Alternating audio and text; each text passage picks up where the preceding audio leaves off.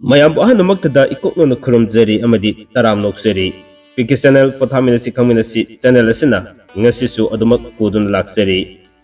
chayol khuningi nomajing numit khuningi thamjaba chayol gi rashifal ngasi gi tangkakta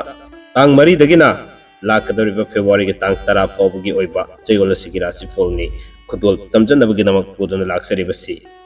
laibak tibadi mamang gi chayol khrada Rashifal asi miyam da khudol tamjakidre miyam nasu nuksijarba viewers sing subscribers sing nasu tongan ba wahang kya mu lai wang singdugi paukhumdo ngasi Rashifal asi khudol tamjajingai mangoina na miyam da mutang sengok sahoge tasengna Rashifal asi thagat ke haidana khanjaba mikupta hojik thokliba leibaki irang asina maram oraga अखोगी खुनगालिबा सिंग अमदि सिनाउ सिंग मरक्ता लेखिदब क्या York मिकुप्ता राशिफल थागनिंबगी वखलो लेखिदे होजिक सुदु मंगाय वखन खजितंग नुवारक्तबा लेरिबा लान सिना मरम ओरगा वखनदा लेताफम खंगदबा अमदि अखोगी खुनगालिबा अथौब क्या थवाइना पोंथा पीखिबा मतम हेक लाख मतम अमदि इरांग हेक लाख मतम से चयलगी राशिफल खकनतना अतोप तोंगान तोंगानबा ब्लॉक क्या सो अदमक सेमनिंबगी वाखलोन लेजदे सेमसु सेमजरो हाबु वाखन वाफमदो लसी मियाम द थमजगे ममांगी चयol सिंग द सो अदमक सुगुमना खुनगालिबा अथौब सिंग लेबाक किदमक थवाइना पोंथा पीखिबत मतमदुदा अइना राशिफल थागलगा लेरगा करी कानरगनी खंदुना मियाम द खुदोल तमजरक्तबनी वखनदसु नुवाइफम खंगदे रेकॉर्डिंग लोफम खंगदे वखन सिदा थमोइदा नुवाइदबा मैचाक मयाम सिना मरम ओरगा recording loaning bagi wakalon su leitaba aduga Rashifal si miyam da khudol tamning bagi wakalon leitaba na maram oraga khudol tamjar kitabani hojik su makhata na sigulaba nunghaidaba pau kya si hek tarak matam da adumak ai Rashifal thagas raktaba yai tasing bagi di lan si puloi loraga ai bausa gumna tongan ba miyam na khanbirak pa topic kya do mathang adumak thajar kya haduna leibasu adum leijari bani adubo ngasi hojik ngasi mak asi khajitang irang chinem tharakpagi mami mu ubana maram oraga ngasi gi tangka asida thengnasu thengna ai Rashifal si thagatsage haduna miyam du kudol tamjarakpani aduga miyam nasu comment da hojik ngasi mak Rashifal thagatpira aroidra haibna singba kya dugi yengjaraga madi leibak sisu santi leiba mutang orakpu orasnu haibu wafam chi thamjaning bagaloina na ngasi gi Rashifal si uduna laksabani kudol tamjage ngasi February gi tang mari dagina lakadariba February gi tang tara fawbugi Rashifal da tangkak ani thokna thamjage ngasi gi tangkak ta han bagi oina tang mari dagina tang taret fawbugi ama adugo lemhoriba tang nipan dagina tang tara fawbugi ama khudol tamjaraga losinjage Rashifal kodimakta haksangi mahi masingi amadi chayol sida pakhang lesabi singi kari foleri habado khudol tamjaraga adamak losinjarake khudol tamjage CHAYOLGI RASHIFAL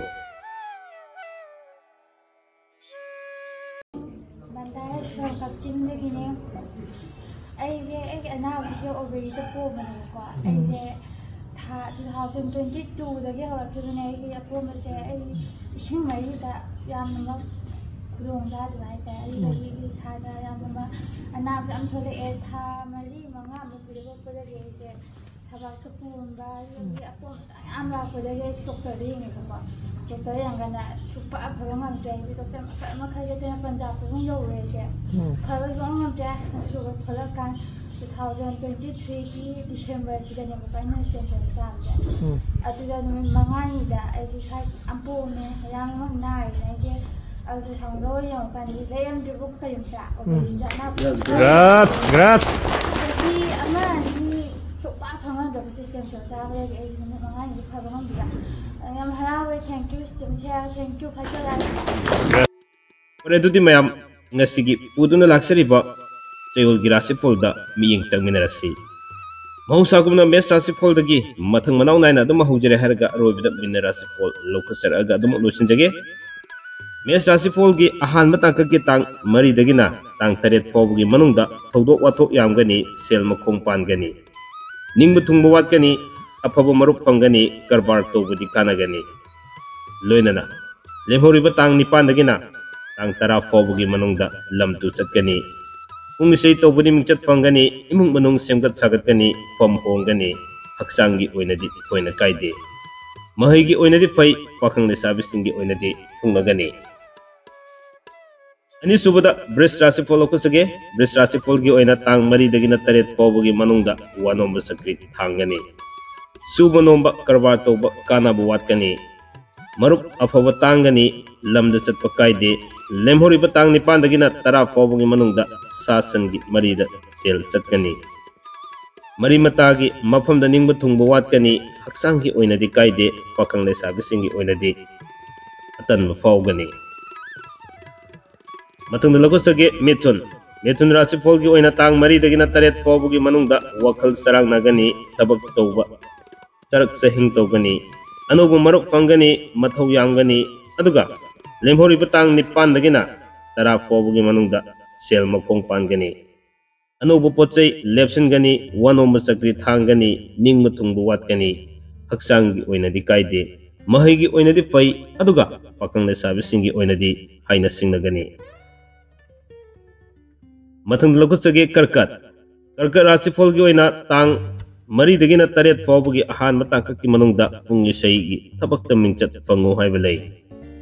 Wa anagi potki karbargi selgi mangjaba khra laygani aduga pam hongdo hongjin khra laygani. Lamda satpa kaide aduga tang nipandagi tara fawgi manungda mari mata yumda lakani anubu marup fangani potsay lepsin gani.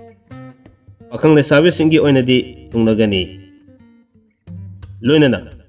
Singha Rashifal lokusage Singha Rashifal gi oina tang mari dagina taret fawgi ahan matangkaki manungda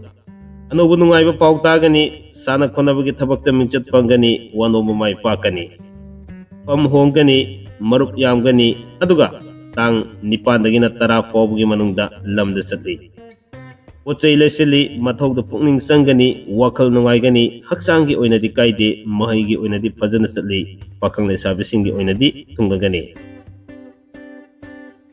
Mathangda lokusage Kanya Rashifal gi oina tang mari dagina taret fawgi manungda mathau yamna singani sel makong pangani anubu maruk fangani pam kagani wanomba mai pakani.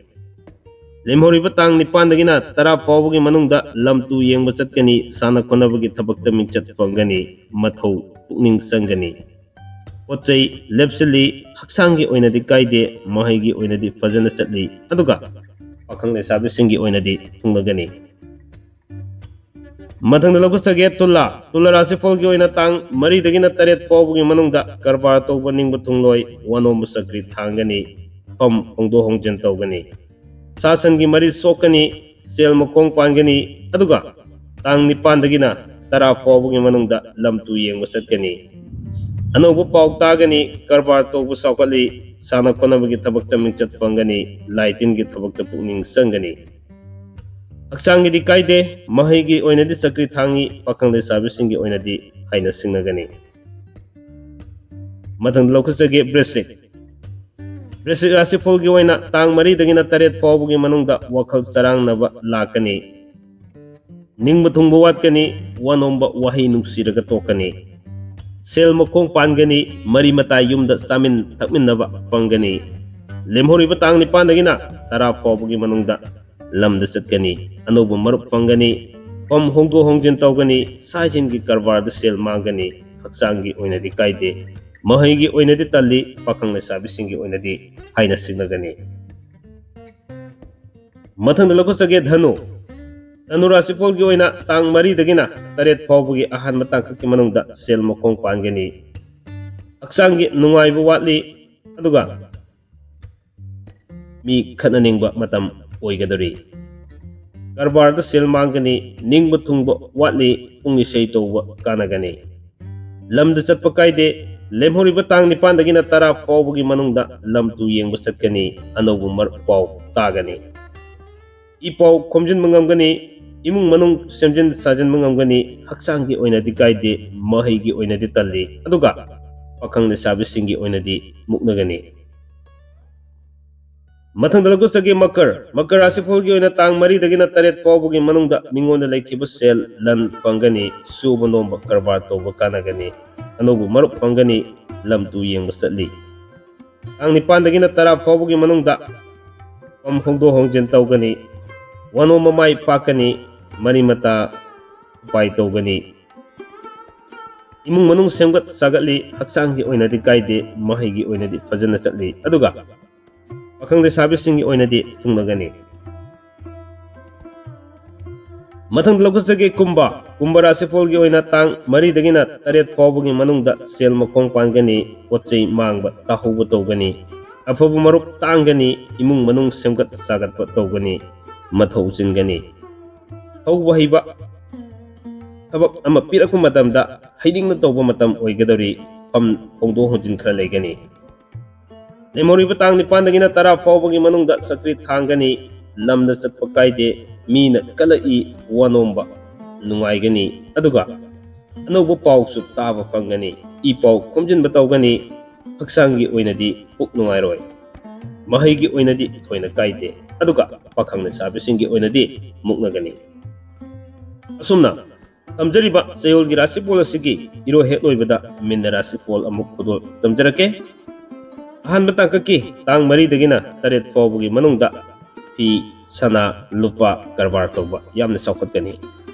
jagoi sei toba mingchat fangani wano mamai pakani pam hongani lemhori batang ni pandagina tara fawbugi manungda sasangi marida sel satkani larik hainingba tamningba matam oigani aduga pam hongba matam laigani leikaigi thabakta thawai yawgani migi mari mataga yumda chamin thakminaba fangani haksangi oinadi kaide mahigi oinadi fajana chatli loinana pakhangna sabisingi oinadi tungnagani asumna ngasigi thamjariba chayolgi rasifol asi matang asoida tension janabagi tanjado lojage loiba fawba tabiba amadi miyeng tabiba pai kudingmakko channel asigi maikaigi ngamkhalidana thagatsabu phonokchari irangsina maram oiraga ngahak marak marakta chayolgi rasifol si thagatsarakta matamda nuksijaraba viewers sing subscribers singna warau bidana baidamukta loluna khanganjari irang sina maram oraga karigumba kanda aikhoigi athobu kya leikidaba matamda channel asina karimata video amata thagatchaning bagi wakalon faujade ha wafamje thamjaraga ngasigi onadi loiba fawba tabiriba sing khwai kurimakko amuka sona channel asig makedagi amuka sona khurumjari kanglei pakna yai fare